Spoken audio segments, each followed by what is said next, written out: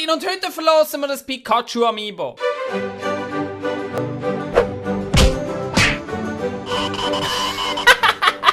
Ich habe euch am Freitag ja gefragt, welches euer Lieblings-Pokémon ist und warum. Es sind mehr als 50 Kommentare geschrieben worden in diesen paar Tagen. Absolut unglaublich. Ich danke euch ganz herzlich für das. Und die sind alle richtig geil. Also falls ihr das noch nicht gesehen habt, ich mache einen Link unten in der Beschreibung. Klickt es an, schaut das Video und lest euch die Kommentare durch. Die sind wirklich, wirklich gut. Ich möchte mich an dieser Stelle noch bei Nintendo bedanken, wo mir überhaupt die Möglichkeit geben, um das Pikachu zu verlosen. Die Frage ist natürlich jetzt, wie wir das Ganze machen, weil wir brauchen ja irgendeine random Zahl. Eigentlich gibt es ja wirklich nur eine einzige Möglichkeit, um das Problem zu lösen. Das soll das Pikachu selber machen. Ich will gar nicht mit dem zu tun haben.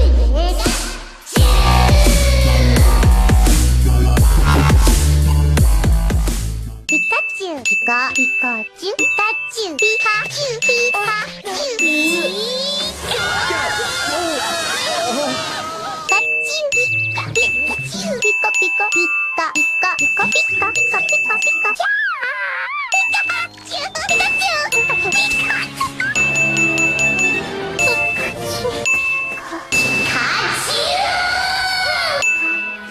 Also 27 Mal jetzt Pikachu seinen eigenen Namen selber gesagt. Oder Pika oder so. Ist ja auch gleich. Die Hauptsache wir haben jetzt eine Zahl und zwar 27. Wegen dem klicke ich jetzt hier unten auf Randomize und die Person, die an 27. Stelle steht, hat gewonnen. Trommelwirbel! Randomize!